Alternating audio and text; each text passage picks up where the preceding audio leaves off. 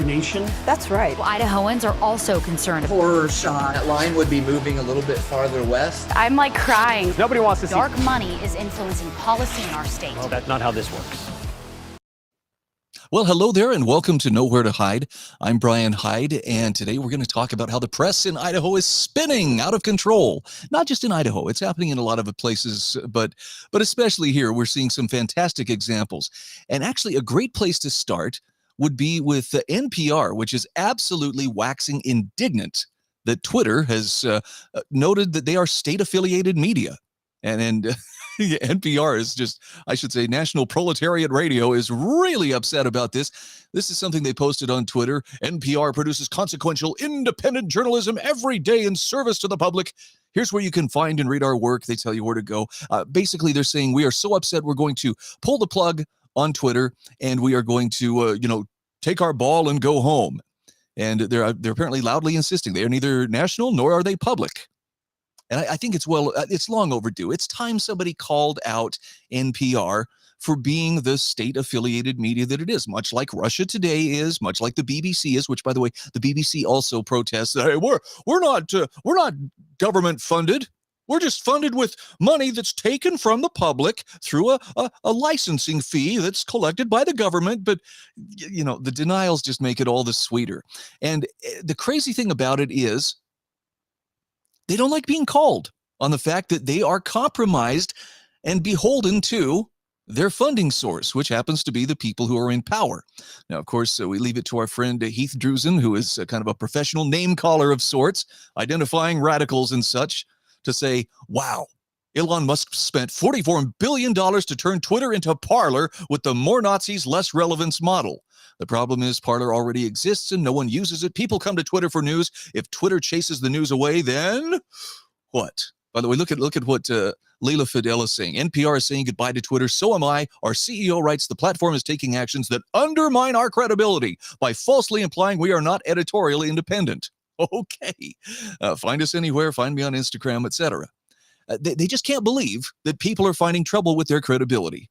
How could we do that? How could we be so Philistine? How could we be so uninitiated as to not recognize the great contribution that they're making to telling us what to think? Oh, wait. Maybe that's part of the problem. And let me share some examples with you as to the different forms that this takes. It's not a matter of oh yeah, they're only regurgitating press releases, although there are some media that are very happy to do this. For instance, just a few days ago, when some apparently very sensitive material, which certainly hasn't been verified as legit, but has to do with American military intelligence documents, and certainly it hasn't been verified, but that has no business being out there in the public, even though it hasn't been verified and certainly doesn't have any truth to it. They sure act like it does. And so, all these different media outlets, including Fox News, by the way, so don't think that they're necessarily, a counterweight to all of this, have agreed, yes, we shouldn't do this. I'm sorry, but the press's job is to actually be more on the side of truth than it is on government. That doesn't seem to be the case right now. And when it comes to Idaho politics, well, let's just say it gets a little bit complicated. I thought this was a marvelous and very revealing treat.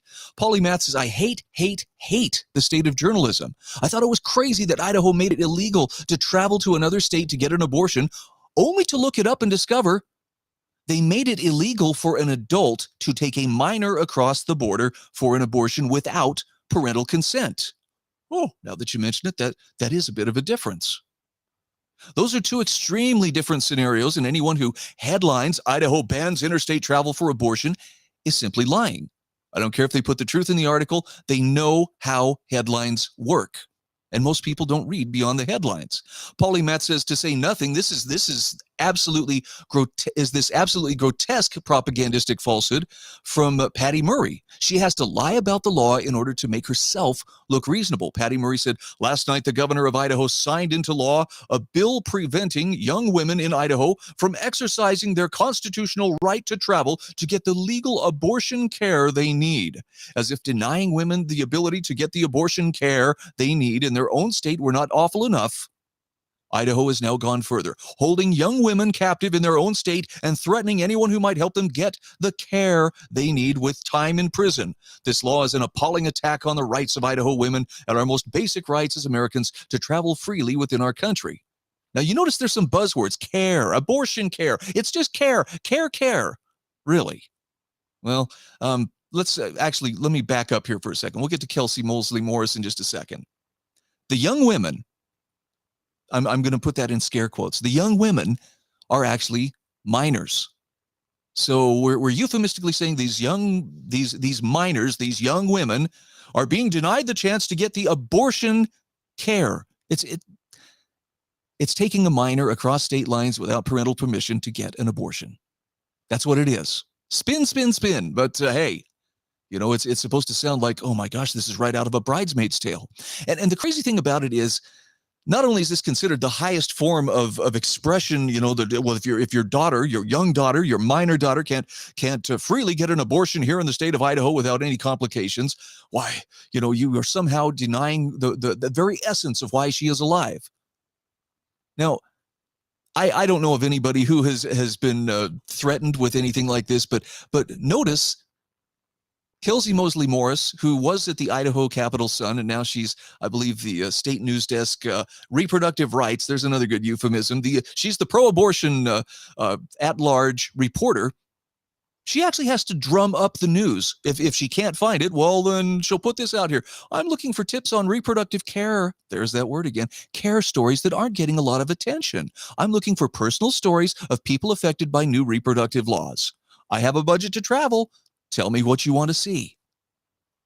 Somebody please give me a story that will support my side of the narrative and help me support the euphemistic use of that word care when I'm really talking about abortion. Who will help me? Somebody give me something. I assume she's a competent reporter. You think she would be able to find that fairly easily, but no, she's got to go trolling. Got to troll those thoughts and see what's out there. Somebody feed me a story that will help support my political side. That's just pathetic. But, again, if you just read the headlines, if you don't do any looking into the story yourself, it's pretty easy to see how people can become misled. Speaking of misled, you've probably noticed that a lot of people have found their way to Idaho here in recent years, particularly in the last couple of years. During the COVID lockdowns, and I'll confess, I'm one of those people who, formerly a resident of Idaho, found my way back here in the last couple of years. One of the reasons why I was very eager to get back to the Gem State is because when I would come here to visit family, one of the things that I would notice is life was pretty normal. At the time I was living along the Wasatch Front in Utah, and masking was ubiquitous, and the distancing policies, and people were paranoid. There was so much fear in people's eyes. I would come to visit family in Idaho. We'd stop at a diner somewhere, and nobody's wearing a mask. There's no fear. People are actually just living their lives and being normal. It was such a refreshing break. And I can only assume that there are other people who caught on to this as well. And I'm not saying COVID was the be-all, end-all, but if your day-to-day life in a big city involves having to step over people's excrement, or to walk away from confrontations that are developing because people are robbing a store, or just walking out of stores with merchandise in their hands, or shooting each other in broad daylight, or you've got Black Lives Matters or Antifa riots going on and shutting down traffic, I can kind of understand why somebody wouldn't really want to embrace that as, hey, this is really great. This is kind of an improvement on the way things were before. It's clearly not. And maybe they just couldn't help but notice you don't see a lot of that kind of activity taking place here in Idaho. I should probably knock on wood when I say that, but it's really nice to have a break. But I remain convinced that one of the reasons why Idaho is so attractive to people from so many different places that are not here is because it appears to be, in many ways, an island of freedom in an otherwise rapidly becoming unfree world. I can't blame them for wanting to be here. There are very few places left where you actually have a pretty good measure of freedom. And this is not to say life is perfect. We still have our problems too. We still have a lot of big government advocates. But I want you to see the treatment. This is the contempt with which the Idaho Statesman, and in particular Bob Kustra, who's one of their editorial writers, has towards those people who would come here seeking freedom, because it couldn't possibly be freedom that's motivating their pilgrimage away from those blue state utopias and want to come to our dear Gem State. Idaho must push back against redoubt and extremism. If you're not familiar with the word redoubt, we'll talk about that more in just a few moments. Custer says, it's not often I read a book about our challenging times and find Idaho prominently featured, but that's how things turned out when I read Preparing for War, The Extremist History of White Christian Nationalism and What Comes Next. Oh, you can see where this is headed, right? This is by Bradley Onishi. The author, a former white Christian nationalist. By the way, would somebody explain exactly what that means? Okay, I get his skin color is white. Was he a former Christian? Was he a former nationalist? And what exactly does that mean? Is this the marriage of the flag and the cross, or is it something more sinister? It's kind of like we're left to draw our own conclusions here, but it must be some form of extremism.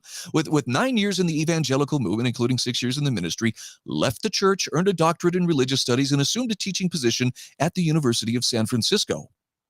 Kustra says, he wrote Prepping for War after January 6, 2021, when he realized that the terrorist assault on the Capitol, which, by the way, I don't know if you've heard, we now learn that of the Proud Boys who were being prosecuted for this, no less than 8 out of the 13 that were being prosecuted were, in fact, either federal sources, federal informants, or federal agents themselves.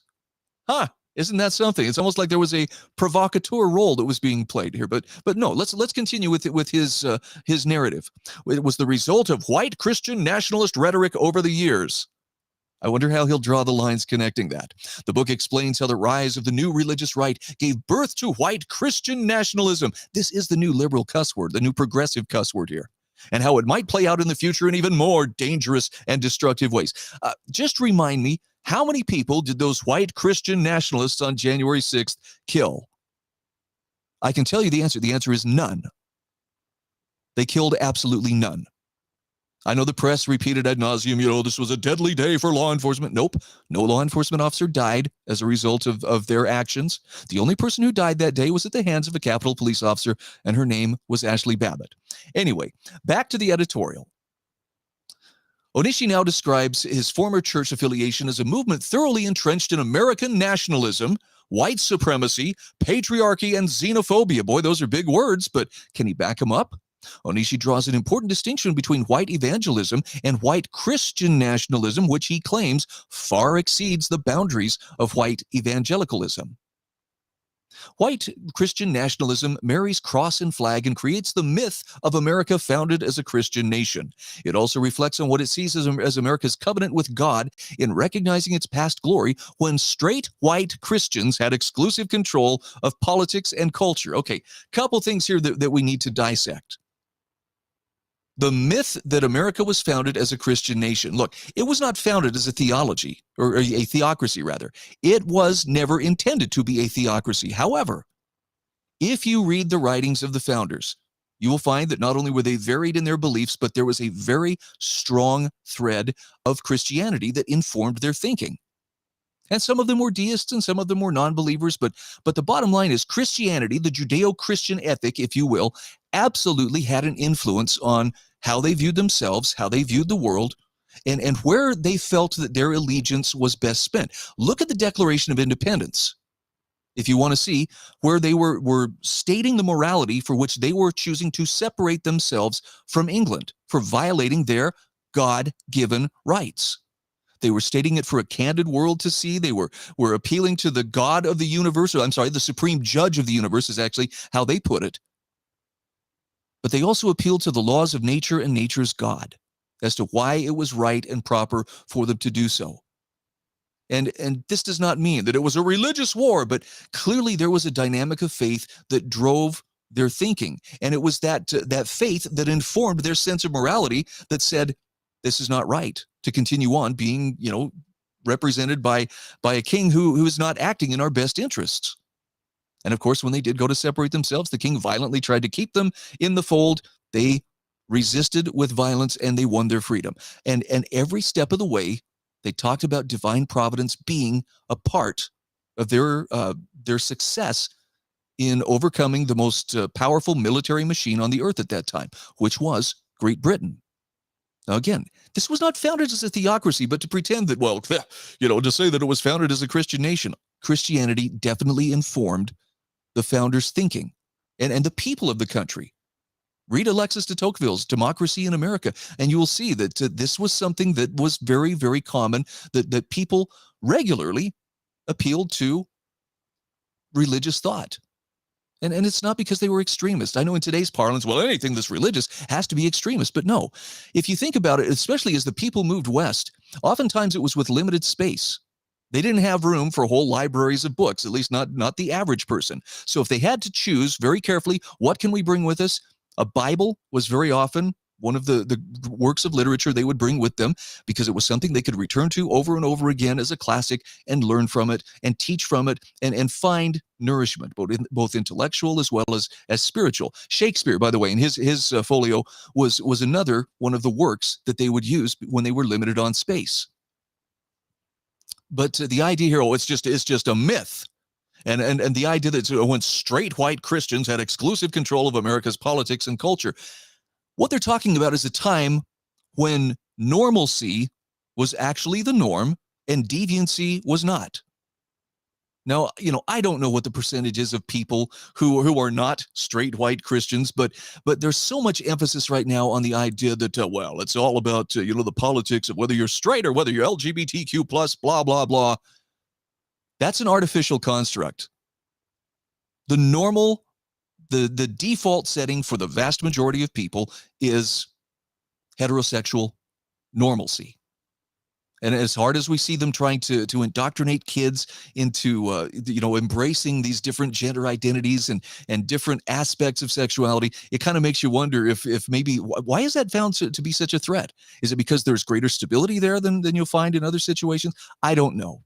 But anyway, moving on. He says, finally, such loyalty and obedience to a God whose nation has failed him, oh boy, creates an apocalyptic vision for white nationalists or white Christian nationalists to act out of a crisis narrative that demands the kind of immediate action we witnessed on January 6th. Now, again, if you read the writings of the founders, and I can recommend a fantastic book by Colonel John Eidsmoe called Christianity and the Constitution.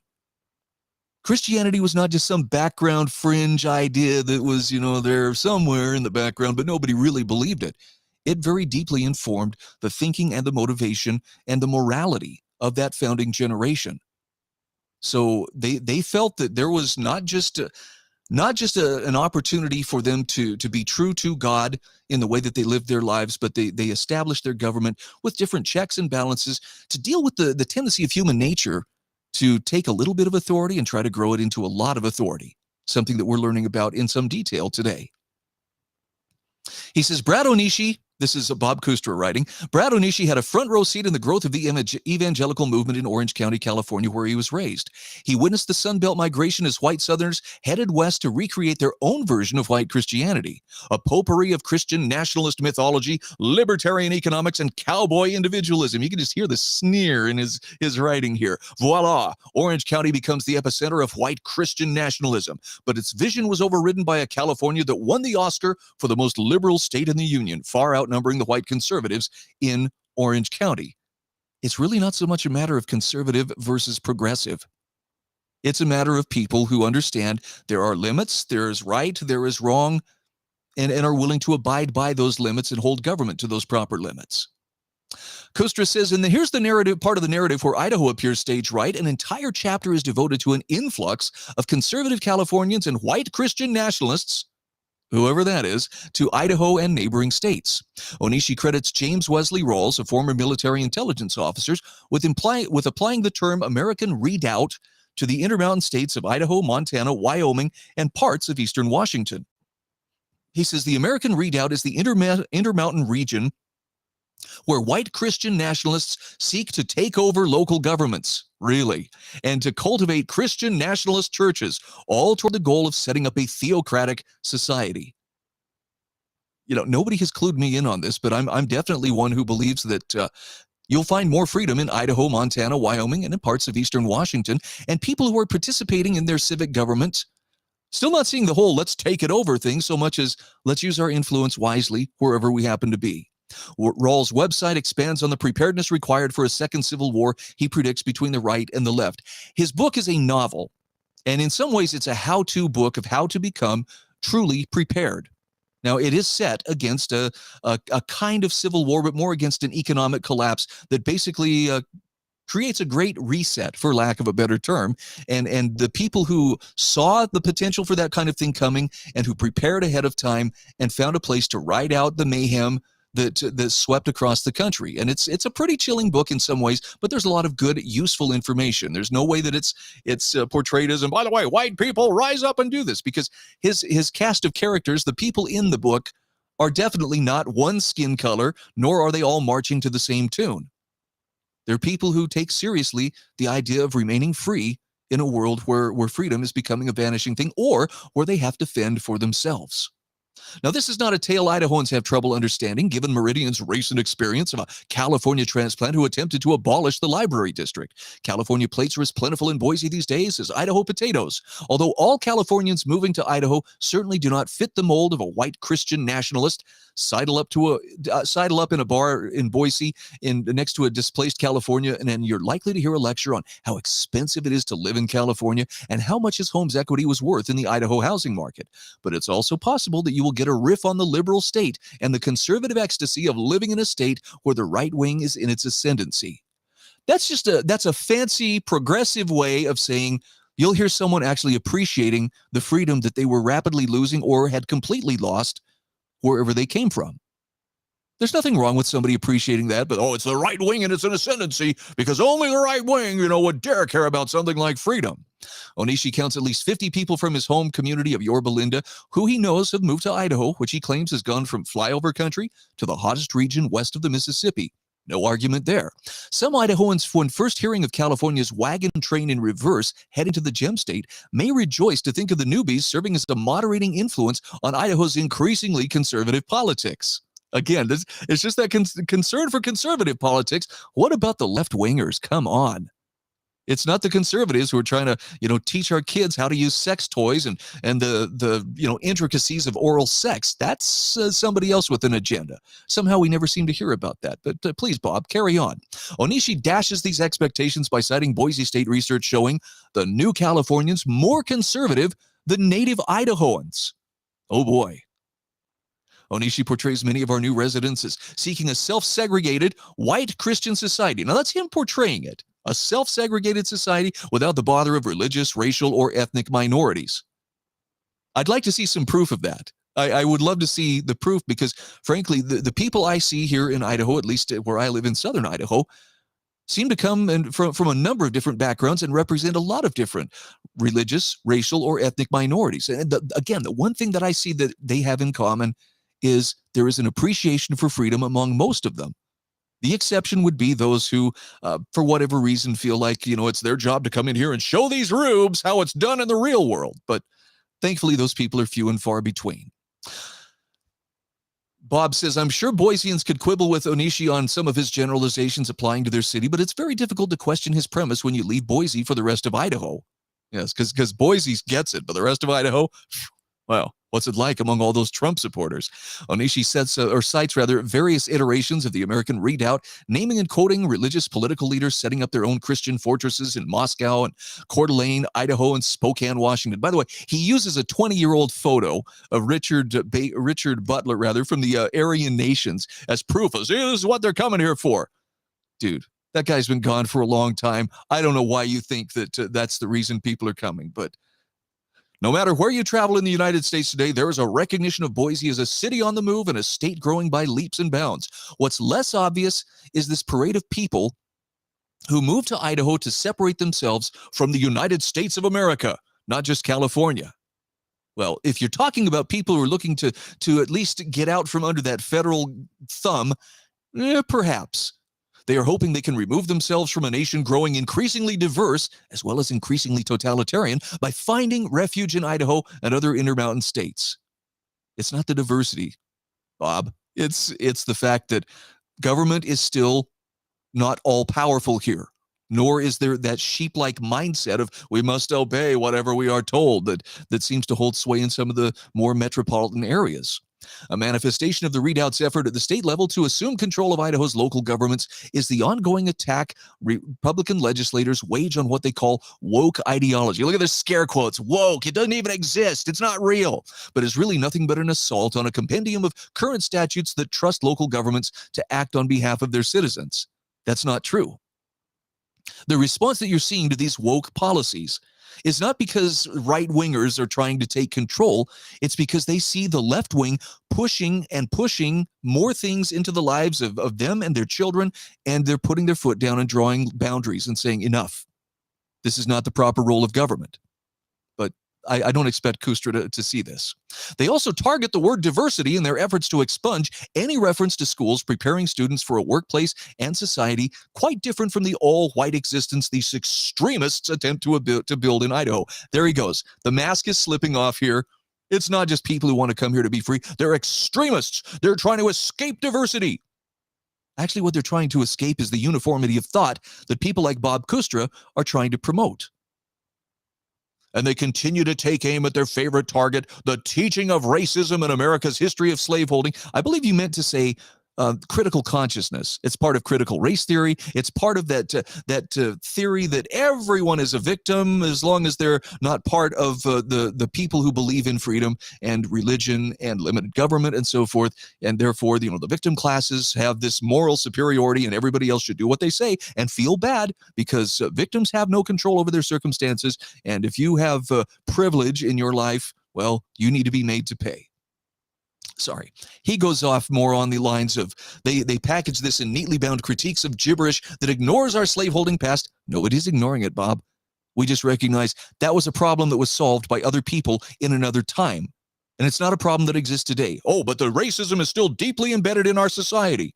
Only in the minds of people like Bob Kustra and others who find racism to be a useful tool to try to separate people from their freedom. All right, one final thought here. If you travel out Military Reserve Road, you can visit the Fort Boise Military Cemetery of Civil War graves and veterans' graves and headstones. On its website, you can read about reports of the cemetery haunted by spirits that roam the area. Apparently, those spirits have found their way to the state's capital, where the American Redoubt's Second Civil War pits those clear-eyed and proud about the diversity of America against Idaho Republicans who bow in reverence to those who seek a white redoubt. It's just racist to want to come here and not people who actually value their freedom and would rather be left alone by busybodies, mental or otherwise, like Bob Kustra. Which shall it be for Idaho's future, he asks. Well, he says the answer is ours to complete. What an absolute shock.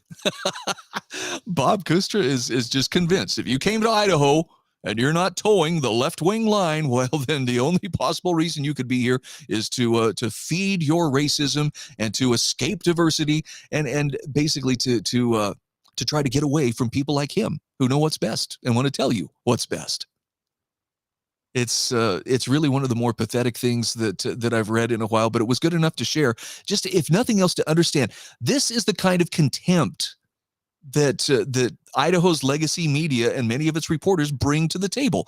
And I don't know that they're necessarily setting out to be evil so much as it's just progressivism and it's a traveling companion of left-wing thought is presumed to be, the way things are supposed to be. So they're doing what they can to uphold that progressive mindset and trying to convince you that this is the way it really is, no matter how hard they have to gaslight you. By the way, if you get the time, I would recommend also jump onto the lmtribune.com and check out their editorial about there's nothing sinister about this legislature's victims.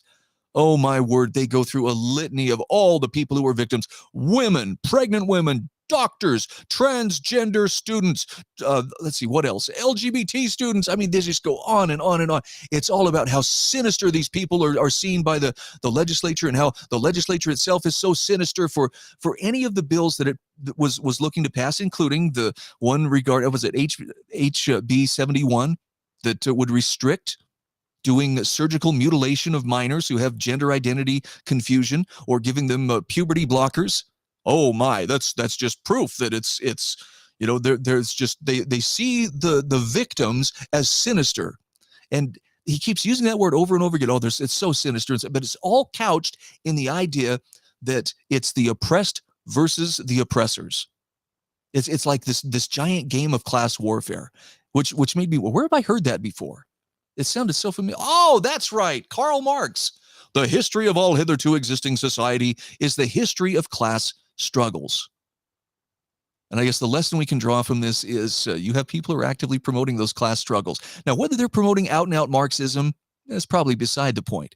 They are definitely promoting the idea that everything must change. Everything that came before must be torn down and replaced with whatever their version of a utopian society is, which jives pretty well with that whole left-wing vibe. So if you've been feeling like, well, I must be the odd person out because I came here for freedom. Well, first of all, to them, you are an extremist. Freedom is viewed as a selfish, dangerous kind of thing. And anybody who would stand up for it or protest when someone starts to abridge or step on their freedom is obviously someone very dangerous that we need to rein in. But please don't take it personal. They don't have facts. They do not have reality on their side. And so that's why they have to spin things out of control in order to get people to go along with it. I think the bigger lesson here is you cannot get away with just simply reading news headlines. If you want to really know what the story is on a given issue, that's something you got to be willing to dig into, study, and suss out for yourself. That's kind of what I've been saying all along, isn't it? You don't have to take somebody's word. You don't have to take my word for it. Don't trust what your legacy media is telling you. They're very happy to spin stories. They're very happy to troll for stories. They're very happy to find whatever they can to support their point of view. But it's not a point of view that's conducive with freedom of conscience, free markets, or liberty. There's a lesson in there. Let's pay close attention to it. I'm Brian Hyde, and this is Nowhere to Hide. Are biased, the Idaho Press Club are biased, all media, newspaper, radio. To be completely blunt here, Brian, and there are plans to expand indoctrination. That's right. Well, Idahoans are also concerned. Horror shot. That line would be moving a little bit farther west. I'm like crying. Nobody wants to see Dark money is influencing policy in our state. Well, that's not how